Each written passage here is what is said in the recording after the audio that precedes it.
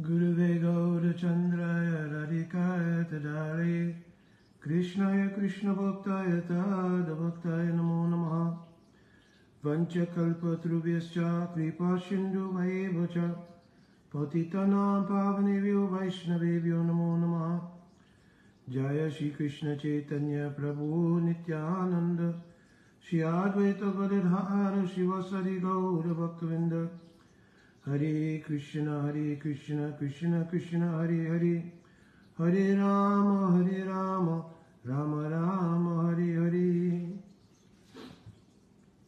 Dhanavad Pranam devotees. So this would be probably for this week the only question and answer session that I may be able to get in.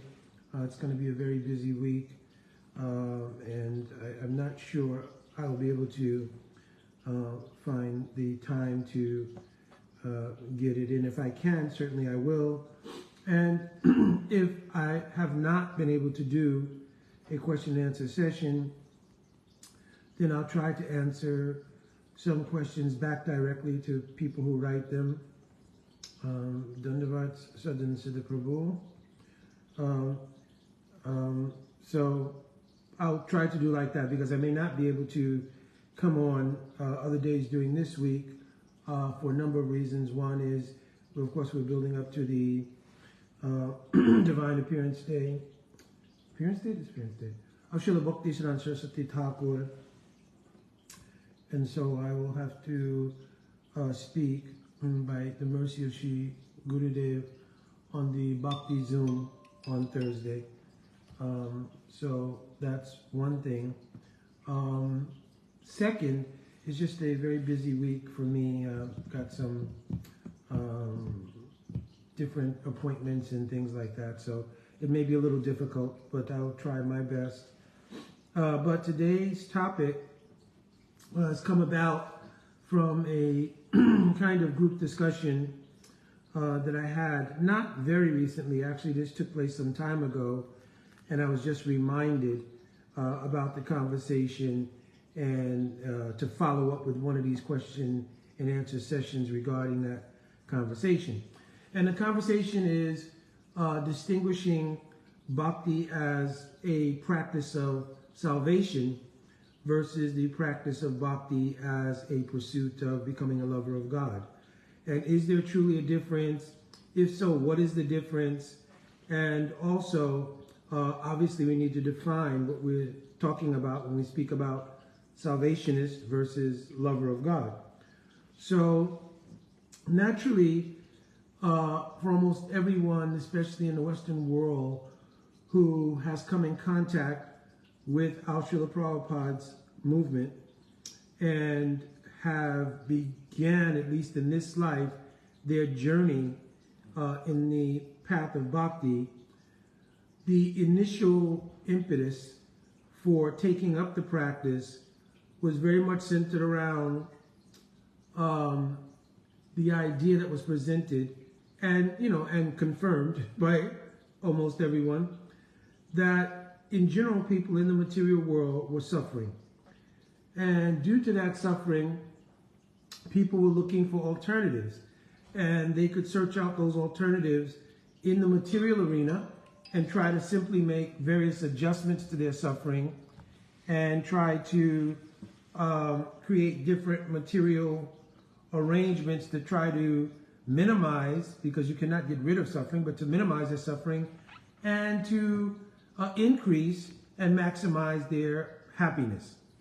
So our Srila Prabhupada very expertly was able to present that actually in the material world, the constant struggle to try to create that getting rid of suffering and maximizing happiness was really a futile effort, because real happiness is on the spiritual plane, not on the material plane. Another thing was that there was a great presentation that the primary features of the material world were birth, old age, disease, and death. And in those four things, it kind of bypassed all the nuances of high school proms, marriage dates, winning the lottery, graduating college. So in other words, it was something that kind of got to the core of what the material world is and didn't deal with those fleeting moments where you could find some what appeared to be glimpses of happiness. And therefore, naturally, under that, sort of that shelter of birth, old age, disease, and death, well, this is certainly not palatable. Give me the alternative that will change those facts.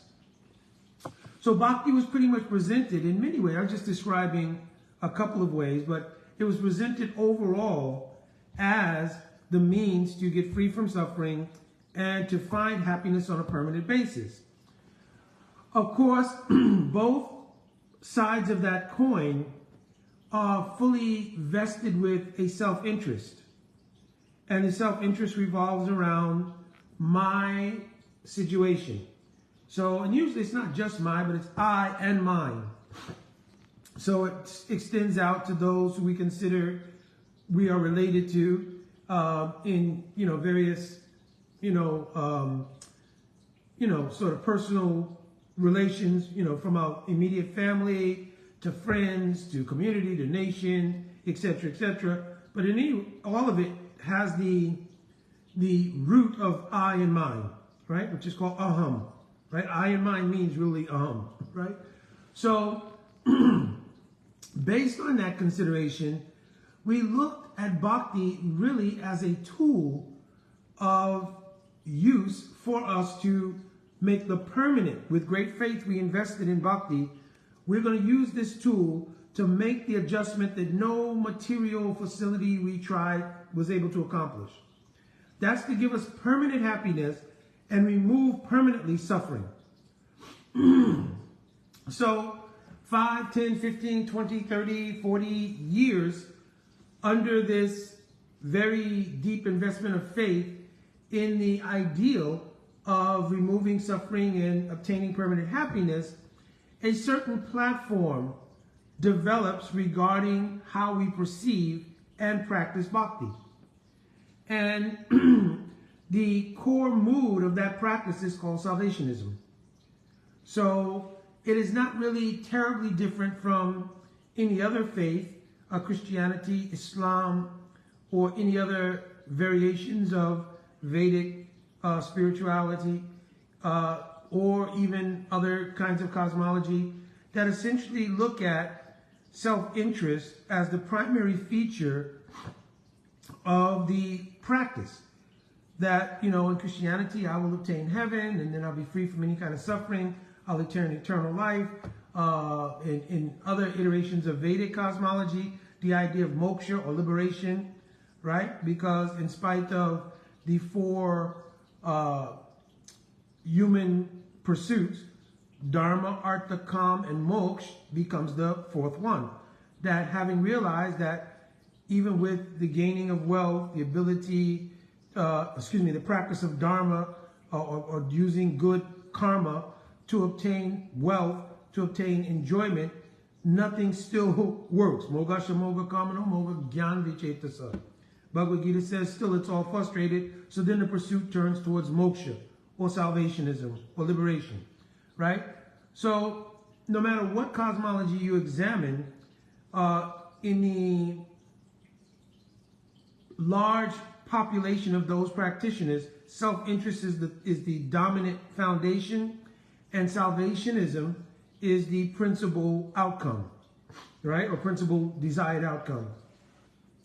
So how does this very much differ from Bhakti as it was described and given by Sri Chaitanya Mahaprabhu through our Goswami Vargas and down through our Guru Parampara?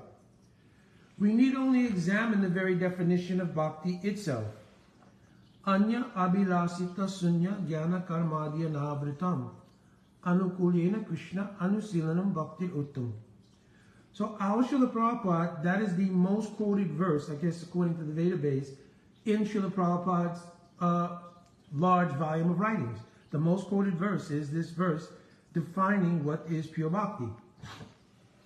So when you look at the verse, it becomes very clear from the very first line that there's a huge difference between the view of practicing bhakti with a salvation perspective and practicing bhakti with the perspective of pure love, which is the other part of the sort of subtitle of this presentation, which is, are we salvationists in our practice, or are we seeking to be lovers of God? So in the very first line of the verse, Anya abilas sunya. There's a suffix on the word abilas, ita. I will explain that. But anya abilas means, anya means other, abilas means desire, sunya means to be void of any other desire. So a very interesting thing is that it doesn't say to be void of all desires, because in some faiths or some religious pursuits, the idea of becoming void of any desire, anything, is the aspiration or the goal. And again, that's in pursuit of the idea, like in Buddhism, that normally the idea of suffering is caused by simply continual affiliation with activities within the material world. Therefore, to become void of any kind of desire, any kind of activity, will be the remedy, and we will obtain nirvana, or we will obtain a state of void or non-existence in which there's no possibility of suffering. So again, it's salvationist at its core, right? So, but Bhakti here says anya abilas sunya. So anya abilas means any other desire. So it gives rise to, there must be some desire that is permissible or that is desirable. So here, anya abilas ita. So let me explain this suffix ita. Ita means there will not be a contradiction to the statement anya abilas, right? If you are in a situation where natural human consciousness or natural consciousness would dictate praying to God or seeking God's protection. Like the example is given of Draupadi, that when she was being disrobed, she held up her hands and called out, "Hey, Govinda, you should save me." So one could think, well, if she had a desire to be saved in her personal chastity, or if someone is under some particular medical condition, some chronic illness, some accident, anything, and they call out, "Oh God, save me," that would indicate a selfish desire.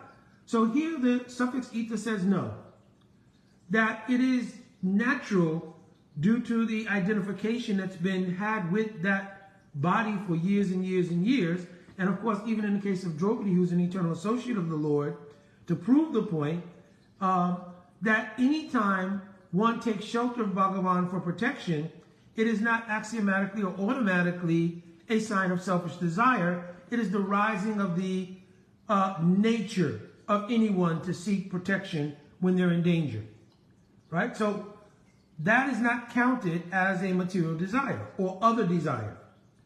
So having removed that idea, then anya abhilasita sunyam, being devoid of any other desire of self-interest, right?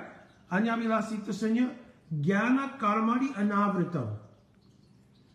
And not doing anything activity-wise or through pursuit of knowledge that would cover bhakti.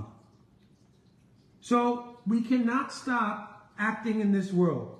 Everyone has to do something just to maintain existence in this world. Even to practice bhakti, you have to maintain your existence to do so. So therefore that means activity is involved, and that means karmic presentation is there. There's some karma, right? Of course, if one is practicing pure bhakti, then it is called akarmic activity. It means it's not producing any karma that will bear a fruit in the future. It's completely transcendental. So the idea here is that we should not perform activities which will re-implicate us in material life and material karma, which then we have to deal with the reactions from that karma, right? And in the pursuit of knowledge, there are three categories: Tat Parata Gyan, Tvam Parata Gyan, and Brahma Jiva Aikya Gyan. So, Tat Parata Gyan means knowledge about who is God. That knowledge is necessary to practice bhakti. So we cannot say all Gyan should be removed. But that knowledge, which gives rise to understanding and how to serve and love God, that knowledge is indispensable actually. Tvam Parata Gyan. knowledge about our actual nature of being the Das of Krishna. How we are lovers of Krishna by constitution and by nature. That should also be understood. So that knowledge should not be rejected. But Brahma Jiva Aikya Jnana, that knowledge which equates the position of God and the Jiva being either one with that position or being the enjoyer like God or becoming one with God in the sense of Brahma Sayuja or moksha like in that category, that kind of knowledge is rejected in pure bhakti. Right? It's not rejected knowledge because in Vedic cosmology there are those who are pursuing Atma Gyan and Brahma Gyan. Means they want to know what is the soul different from the body, or they want to understand what is the Brahman. And their aspiration is for Brahma Sayuja, to merge or become one with that Brahman. So that is a valid form of knowledge. So here, Srila Rupa Goswami Pad is differentiating, this is not a knowledge that is desirable in bhakti. Because we have already acknowledged there is some knowledge which is desirable. This is undesirable knowledge because it will cover bhakti. Then, the Swarup Lakshan of this verse means the real intrinsic meaning of this verse is expressed next. Anukul Yena Krishna Anusilanam. The word Anukul means favorable. And it means all of the endeavors that we do. The word Silanam comes from one Sanskrit verbal root seal. Means endeavors. So all endeavors, by body, mind, words, moods, everything, should only be Anukulyena Krishna Anusilanam. To give happiness or Anukul to Krishna. All endeavors should only be for that purpose. Bhakti Uttamam. This is called Uttam, pure Bhakti. So, Srila Rupa Goswami himself, therefore, has distinguished what is the idea of pure Bhakti and what is its goal versus how we may have applied Bhakti having come into it from a certain position. Of course, Bhagavad Gita mentions Chaturvadaya Bhajantimam, right? Jana Sukriti no Arjuna. Right? There are four kinds of pious people who come to the path of Bhakti. Right? One person is those who are in distress. Right? You raise your hand if you've ever been in some material distress. Right? Or those who are seeking wealth. Those who are simply inquisitive. And of course, finally, those who, due to previous samskars, may have some true knowledge of bhakti, which arises again in a particular life. So, those who have come under the idea of distress, or those in pursuit of, artha here is translated as wealth, but it means basically in pursuit of their own happiness, self-interest.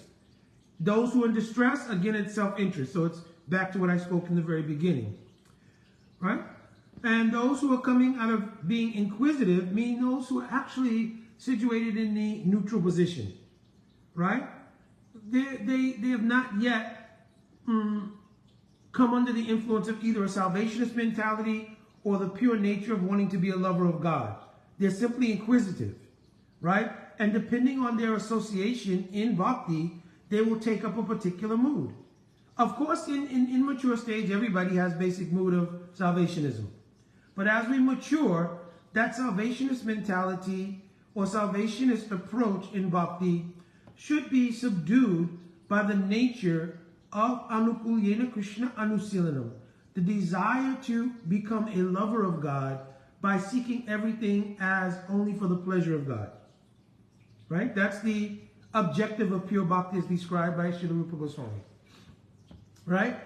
So now, those who are Gyanicha, means those who from a previous life have started the process of bhakti and therefore have come to the process with that level of Gyan from a previous life samskars, then automatically in their heart, according to where they had matured to previously, then they will either be moving away from the salvationist mindset, or they have to still work through that, depending on where they were in their last, karmic iteration, right?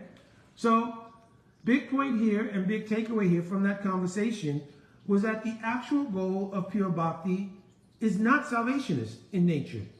So it does mean that in the course of our practice, we do have to refine our perspective on how we see bhakti. That bhakti is really not based around our interests. It's not based around getting out of the material world and free from suffering. It's not based around the idea of finding eternal happiness for myself, right? It is truly based around the sole desire for the happiness and pleasure of Krishna. Yeah? Therefore, in Chaitanya Charitamrita, it's quoted that the highest example of this are the gopis of Braj, and it's mentioned there, Atma Sukhe Dukhe Gopiyam Na Kareli Vichar. That the gopis, they never considered Atma Sukhe Dukh. They never considered their own happiness or distress. Only their full consideration was what will make Krishna happy. So the last verse of Gopi Geet is the full-blown manifestation of that. Yate sujata chalanam gurunam staneshu. Right? They express in this verse, it's called the Vasikrita verse, because after this verse, Krishna is forced by the nature of that kind of love to reappear. Tasam avivacha choris mayamanam kambojam pitambara daraswagri sakshat manmat manmat. So in this verse, Yate sujata chalanam gurunam staneshu pitasanai tadi mahi karkaseshu. Tenatavim vyatatamati nakim swit kupari di brahmadi bhavam ayusamnaha. Here in this verse, it's expressing, oh Krishna, we have come to this forest in the dead of night only for your pleasure. We desired so much to give service to your desire. But now we feel, seeing that you have hidden yourself in the deep forest, where there are many sharp stones, rocks, thorns, that the very heart that we wanted to place your lotus feet on, which are so soft and tender, that heart itself has become harder than those stones and thorns and so forth. So in Ujjalinamani, this is called Kinata Api Sukya Atra Sankaya. It means a sense of feeling the lover is in distress even though they are completely in happiness. So there's so much love and affection for the beloved that one starts to doubt whether their love and affection is making the lover happy. You understand? So gopis express this mood in this verse.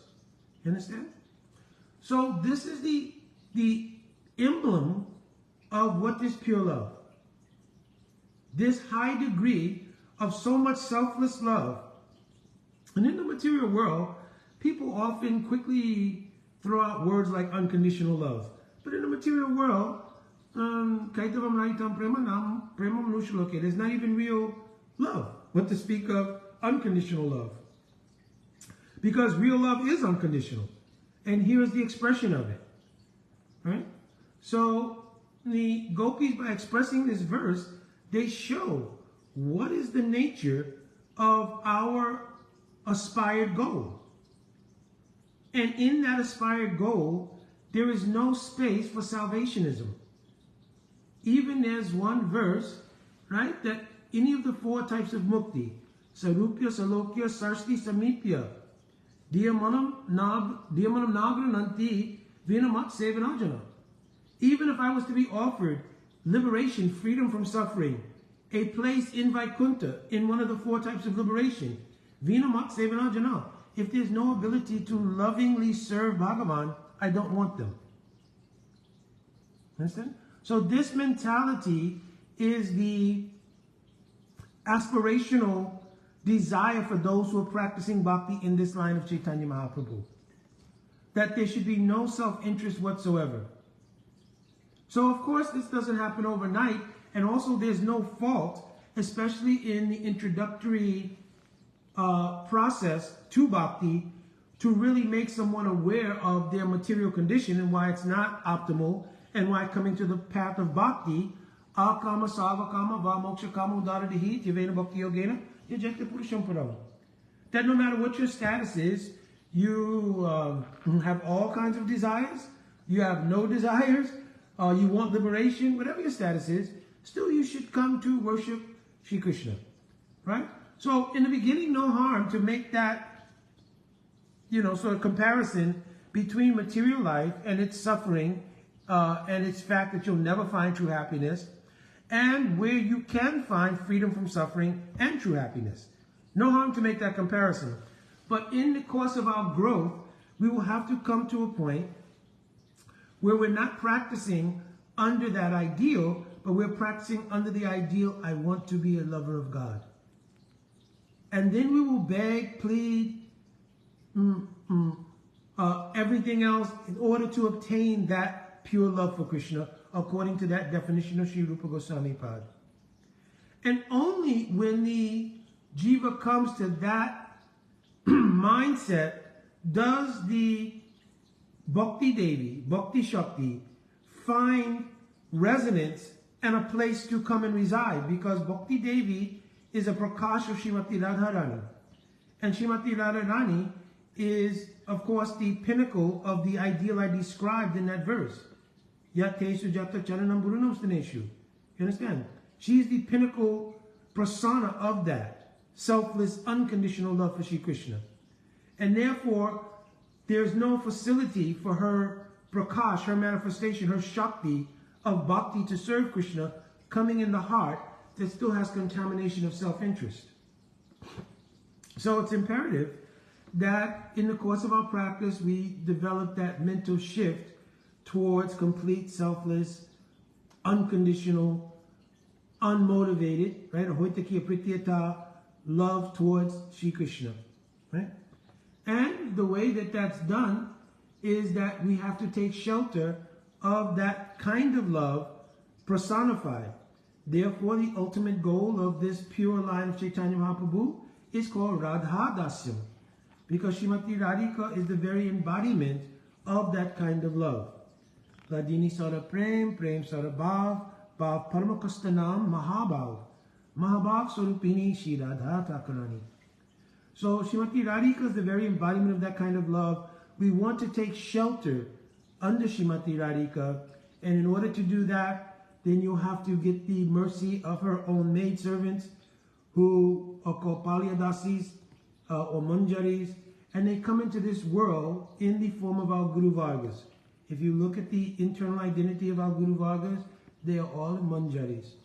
So please do not confuse this to think that there is no other availability of Braja Rasa in the line of Chaitanya Mahaprabhu, because that's not true. Right? Certainly there are those who also have Sakya Rasa, who have Vatsalya Rasa. It may be there. Understand? Just that Madhurya Rasa, and especially Manjari Bhava Radha Dasyam, is prominent in the line. So, and of course, in the unfoldment of bhakti, that will not become a major consideration until some maturation starts. So when we take Diksha, Shri Guru will give, by indication, I've quoted the verse many times, Divya Gyanam Hyarta Shrimati Mantre, Bhagavad Swarup Gyanam Tena, Bhagavad Sambandha Visesh Gyanam Shra. At the time of taking Diksha, Gurudev will give, in the form of the mantra, indication of your sambandha with a particular form of Krishna. Right? So at that time, you can begin to practice with what's called sambandha gyan, and this will lead to a maturation of your mood.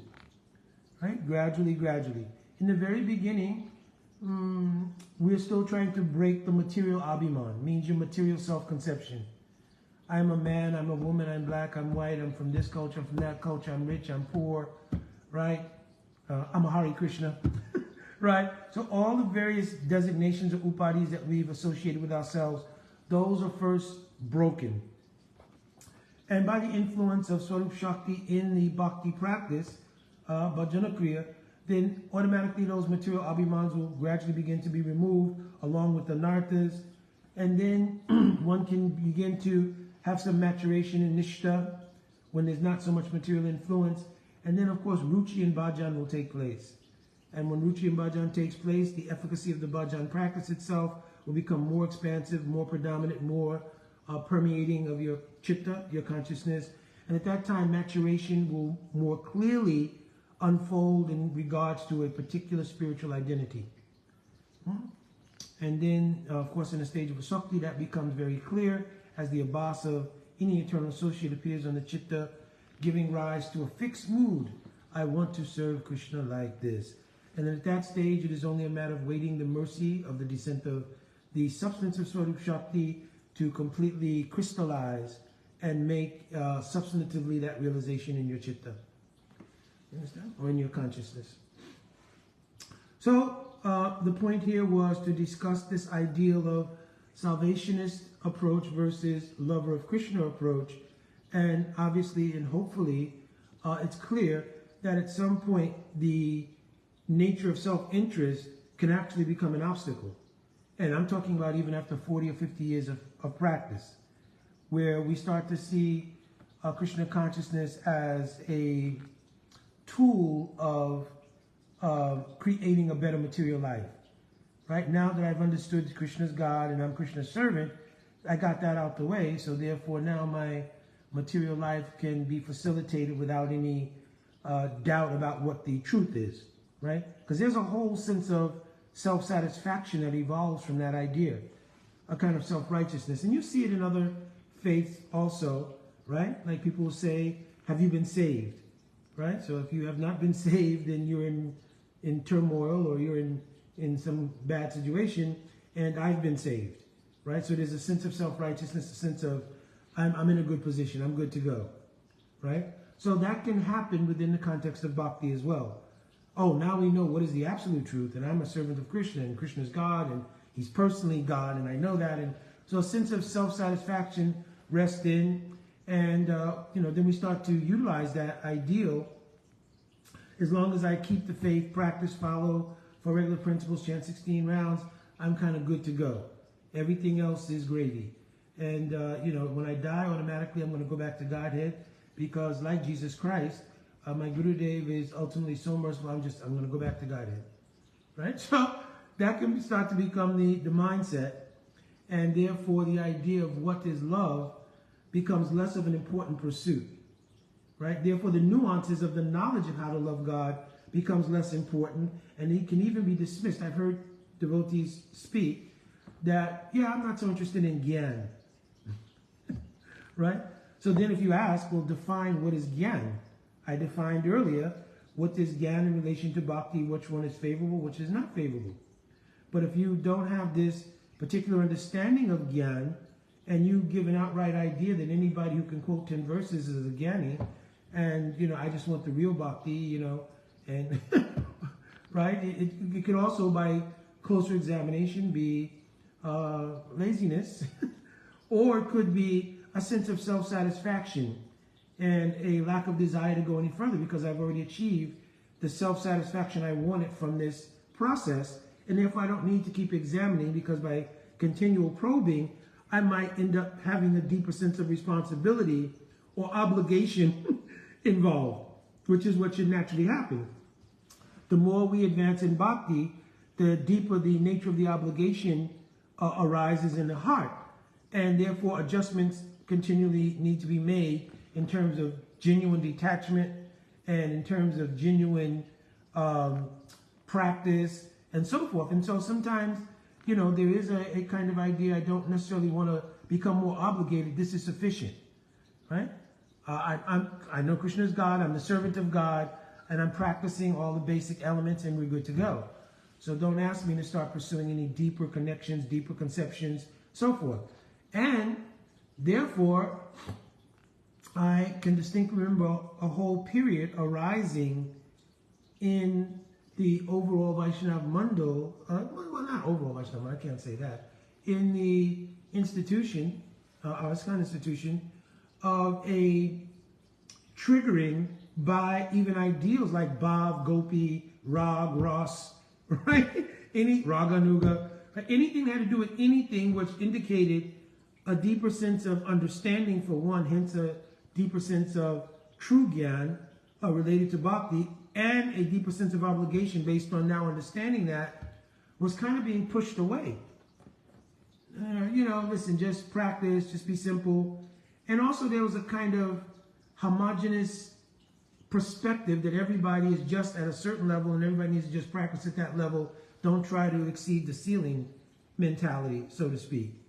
And in part that might have been due to the lack of clear understanding and realization on behalf of those who were in leadership to be able to express those concepts and those ideals and have realization of them, and a lack of desire to have the association of those who did understand become part of the, the sort of shepherding of Srila Prabhupada's movement, right? So the two things combined help to create the dynamic of Salvationist mentality when it comes to Bhakti. And other expressions of the Salvationist mentality become Krishna consciousness becoming the backdrop. And I've spoken on this, so I'm not going to elaborate on it. I'm actually going to get ready to wind up here. But the idea of taking various modalities within the mode of goodness and having Krishna consciousness as the backdrop to it, right? So that has also come out of the model of Salvationist ideals, right? That we're trying to fix us, right? We're trying to work on us, right?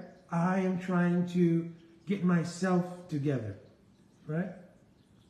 But actually, by surrender, the process of Saranagati, there's automatically built-in correction of anything that you consider to be wrong with you. There's no better self-correction program than Bhakti itself. And Bhakti is Swata Siddha. It means it is self-perfected. So it does not require the aid or assistance of other modalities to make its efficacy fully manifest. Right? So that's why Srila Bhaktivinoda Thakur and all of our acharyas have stressed Saranagati. Simply, Anukulyasya Sankalpa Pratikulyasya Vivarjanam, right? Rakshishati Gupta Vivaranam Tata Atmanakshepa Karpanya Saranga Saranagati. Simply follow those 6 principles of rejecting things unfavorable, accepting those things which are favorable, seeing Krishna is my protector and maintainer. In other words, the idea that Krishna is my only shelter. There is nothing else for me but Bhakti. So everything that I see, I have to see it in relation to Krishna. I spoke the other day from Chaturshloki Bhagavatam, Ahameva Shamevagri Nanyat Sarasat Paramam Pascharaham Yalisascha Yovashisheta Shashmiyaham. And then Arte Riteyatam Yakvareta Na Prayita Chatmani Tadvyak Atmanumayam. Krishna first of all says there's nothing but God. Before, during, and after the creation, there is nothing really but God. And anything that you see as separate from that, or having any kind of sense of existence or value outside of that, is Tadvyo Atmanamaya. It's a Maya. It's a kind of not this. This is literally the meaning of Maya, not this. It's not. It's not real. Right? Either energies may genuinely be real, but the conception of the relationship between yourself and those energies is not real if you don't see it in relation to Krishna. Therefore, yesterday on the facilitation of our Sunday Zoom class, we spoke about that. And we spoke about the fact that there's nothing in your entire existence that's not related to Krishna. Your family, your job, your children, all of that is related to Bhagavan. If you don't have that perspective on those things, then somehow or another Maya has crept into your circle. So all has to be seen in relationship to Krishna, genuinely. Not by a rope. A rope means, like a rope Siddha Bhakti means to assign something to Bhakti. It's basically for my own self-interest, but I'm going to assign it to Bhakti so that it has the connection. No, we genuinely have to see, under a genuine consideration of seva, how all these things are connected. If you're working a job, you need to maintain yourself to serve Hari, Guru, and Vaishnava. If you're raising children, you're raising children with the aspiration that this soul who came into your situation, your arrangement, is now being raised to serve Krishna. Right? What may happen in the future is their own individual reality, but that's your responsibility when you're raising the children. Right? So like this, everything should be seen like that. There is nothing separate from Bhagavan, and I should have no self-interest. Because if you see a self-interest, it means you're seeing yourself through the lens of ahamkara. This is literally the meaning of the word ahamkara. I am the cause and the doer of all the activities in relation to me, and everything should be seen in relation to me. And God can be there as a backdrop. I don't mind. So obviously that can't happen. So the reality is that if you look at all the scriptures, you will never see the word aham used in relation to the jiva, except in the context of Brahmavad, like aham brahmasmi, right? And of course, the true meaning of aham brahmasmi means simply that I am Satchidanand. I am not earth, water, fire, ether, etc., etc. This is the meaning. It does not mean I am Parabrahman. You understand?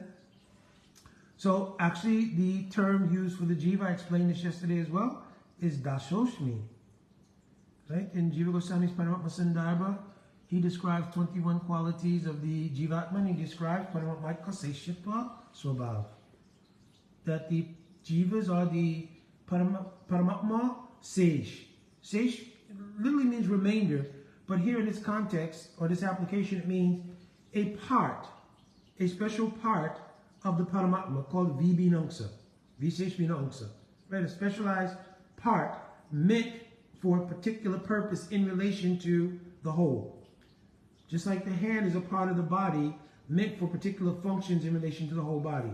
So the function of the Jivatma is love and service to Bhagavan. That's its sort of purpose for which it is designed. Now, if it acts outside that purpose, it creates something that's not, obviously not real. Just like if you close your eyes and try to walk down the block by using your hand to see, that would be ridiculous. So in the same way, the Jivatma trying to do anything else but be the servant of Bhagavan is ridiculous.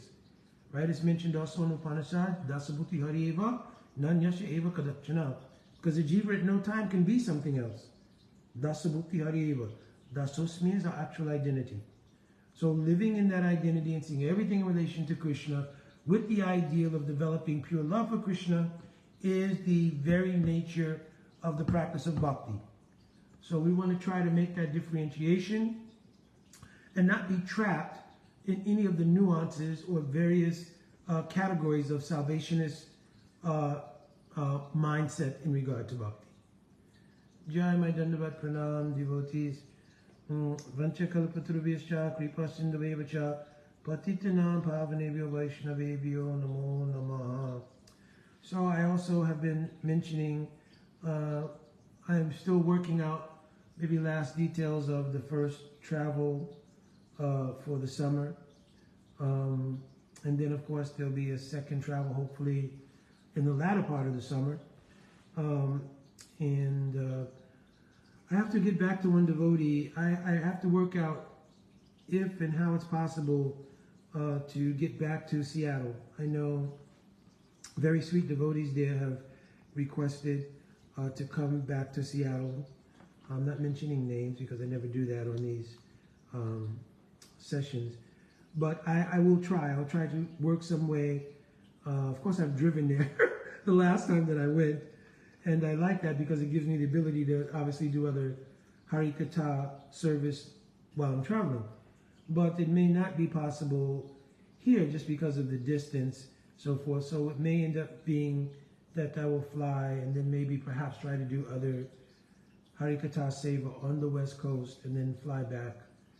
Anyways, I'll try to get that worked out, but that, I can discuss. I just didn't want... I was thinking about it and meditating how to do it, which is why I have not replied directly to Didi and Prabhu's inquiries about that. In fact, I think today I'll go ahead, since I have thought about it more, and reply to them directly and see how I can facilitate that. There's such kind devotees and such encouraging devotees also for me. So I do want to be able to try to make that happen. But I do know the East Coast and not